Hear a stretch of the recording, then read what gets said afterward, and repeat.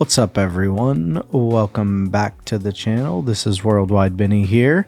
Hope everyone had a good Thanksgiving. If you've been wondering where I've been, why I haven't uploaded in the past couple days, I have been traveling for Thanksgiving, and I tried to get some videos prepped in time so that I could keep them going out, every other day like I've been doing, but just with work wasn't able to get it done. But regardless, we are back today with some footage that we shot right before we left.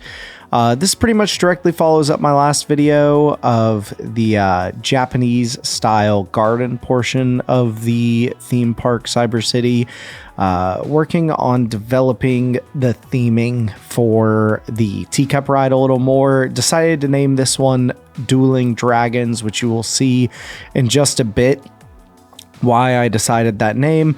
But for now, using these cool little orb basket light posts. First time using the new mirror function that I know you can use on train cars for roller coasters and other rides, and did them here to create these cool umbrella style light pieces. Knew I wanted to stagger the height though, so kind of figuring out how to select them all and how the selection process actually works. Doing one low, one high, and one middle. Really neat motion there whenever, people are on the ride and it spins in the circle, seeing all those lights hang down and spin around. I would have loved to, the inspiration for this was kind of like the Lights Festival that they do. I believe they do it. I don't know if that's Chinese or Japanese, the Light Festival, where they, put the little paper square orb sort of things with a candle in them, and they light them and they float up into the air. That was kind of the inspiration for the lighting on this ride. And then I use a couple of pillars over here. I think I originally was going to do maybe 3 dragons or something, which I actually attempt to do here. But the way the dragons face and stand, it was a little tricky getting them to line up properly. I actually started out just doing some basic lighting on these portions, but I know I end up changing that here in a bit. It's going to be a shorter video today. This was kind of the last footage I captured before I split for Thanksgiving. We'll have some new stuff coming soon. I just got back yesterday and I've been touching up the park a little bit. Just small things here and there. I duplicated one of my large buildings and made it a blueprint. So that should make the process of building out the downtown portion of this park a little simpler. But yeah, for now, we are just kind of finishing out this garden section. This is kind of where I decided that the Dueling Dragons theme would make the most sense by doing the 2 dragons facing each other, kind of, well, I guess not back to back, but yeah, facing each other in different positions on that center platform so that they rotate at the opposite direction of those lights. And yeah, looks pretty cool. Can't remember if I did any uplighting.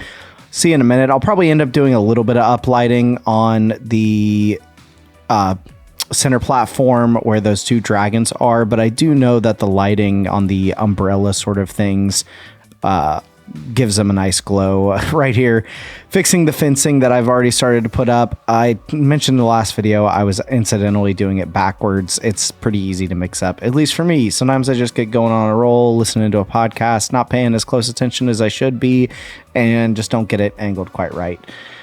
Love how these fences look for this park section. They add a lot of depth because they're, partially see-through, obviously, given that it's just rope. I don't know if I'll add any other lighting features here. I've noticed these square poles, while I like how they look, they don't put out a ton of light. So I may go back in and use some of the string light and hang those along the rope fencing. I think that would look pretty cool. I know I had a hard time right here getting it to go up. I think I tried keeping it vertical at first and stacking it so that the ropes would be straight, and then realized that once I got to the top of it, it just looked awkward and wasn't the right height. And that's trial and error. That's a lot of this game is trial and error. If you don't know exactly how things are going to be laid out up front, you'll end up trying some stuff out, realizing that it isn't quite right. So I figured out a better method here of using the align to surface and lining it up with the slope of the pathway. And then afterwards, using the advanced movement tool to scooch it. It's a little trickier whenever you get on these awkward slopes, especially if you're doing a more natural terrain. My terrain's not perfect, so had to kind of finagle there a bit to make sure it looked good. I think the fence there is actually reversed too, so I probably won't go back and fix it. Maybe it's bothering me now that I see it, but you know, it is what it is. Like I said, it's easy for me to mix up the direction that they go. So we'll move back up over here to this side, keep this fence going. Next portions of the park I'm pretty excited about. I'm gonna just go in and polish off these last couple portions, and then I'm gonna finish the Chop Shop roller coaster. But once the Chop Shop coaster is done, the next big thing I want to work on is a monorail.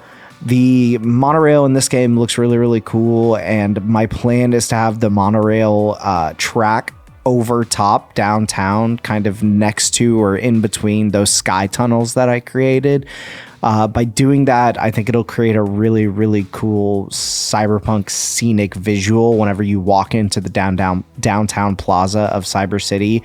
You know, you walk right in and immediately see monorails going overhead across. If I can get those skywalkways to be walkable, that would be even cooler because you could see people moving across there. And I did see somebody put out a video recently about how to make invisible paths in this game. They were doing it to create a sort of like rope bridge, I think, and that potentially could work with the wow, I'm blanking. That could work with the those paths up there in the sky. So right now you can only go a double width. You can't go a single width like you do for queue lines on the pathing system. So that makes it a little trickier getting the sky bridges actually pathed, because I would have to make them essentially twice as wide, which I just don't think would look super good. Shrinking down the size here to fit it in, just messing with the scaling a bit. I don't know if I end up moving that bush around a little bit. That tree is kind of in the way, but maybe I just roll with it. They look pretty goofy at 600 times speed, bouncing back and forth. But we'll do a cool little walkthrough at the end in regular real-time 100% speed, just to kind of give you a feeling for the ambience. I don't have it in this video, but I do end up putting some music in the park. I actually did it off camera. I've been doing it kind of in my touch-up polish phase. You know, I like to show the general gist of what I'm working on whenever I'm building for these videos, and then I'll go back and do the little stuff that needs to finish off a section here and there on my own time. And then once we get a good portion of this park done, I'll probably go in and do like a cinematic trailer style walkthrough video. That's my goal, is as we get, you know, sections of the park done, to create some cool like visual trailers for that. So yeah, it's looking pretty good so far. Those fences really help a lot. They add a lot of dimension. I'm going in here and adding more of those uplights on the big trees. Again, guys, if you want to add dimension to your park, if you want some good depth, if you want things to pop, especially these cool colorful trees, add some uplights. You can tuck them back behind foliage and they work wonders. Love how that looks. The dragons right there, you know, the light reflecting off of them from the like orb style umbrellas just looks really good. Now we're going to line the queue and exit path with more of these square lamps, just kind of rough guesstimating where to put them, not actually doing perfect measurements. I don't think they really need perfect measurements. It's pretty easy to get them as close as they need to be. And I think I might end up doing some lighting on the other side of the path as well. Again, these things look really cool. They just don't put out a ton of light. I'm sure I could do maybe brighter bulbs, but the color right there is nice and warm. I like how it looks. And that teacup ride is bright as can be with all of those orbs on it. So using some of those orbs to theme the exit side, just to keep a little consistency across the ride. Those give quite a bit of good light. Big fan of those. It's kind of weird to me that they like tilt back and then come down straight. It's not the end of the world. I guess they're supposed to look a little rustic and old and tilted, but you know, from a distance you don't notice too much and they look good. So yeah, we're about to jump into the real-time walkthrough. Let's see how we did. All right, just jumping back a little bit, walking in and out amongst the people, really trying to work on getting good lines of sight in this park. I actually ended up deleting and moving a few trees later on to improve the lines of sight. Not sure what I'm doing right now, just looking down, but a cool view of downtown there. As you walk across, you see the dragons with the shadows underneath them sticking up. Looks really cool. This path is super nice. Again, I think it needs a little more light, so I'll probably go back in and hang up some of those like hanging lights across the rope fences. I think that would look nice. If I can scale them properly, they'll mesh right in. And yeah, I mean, this ride just absolutely glows. Those umbrellas look awesome. Really big fan of it. Happy with how it turned out. Nice little breakup from all of the industrial, metallic, shiny neon of the other portions of the park. So yeah, that's going to be it for today, guys. Thanks for tuning in. Sorry I was gone for a couple days, but excited to be back and working more on Cyber City. I will see you all in the next one. Hope you had a good Thanksgiving as well. Peace.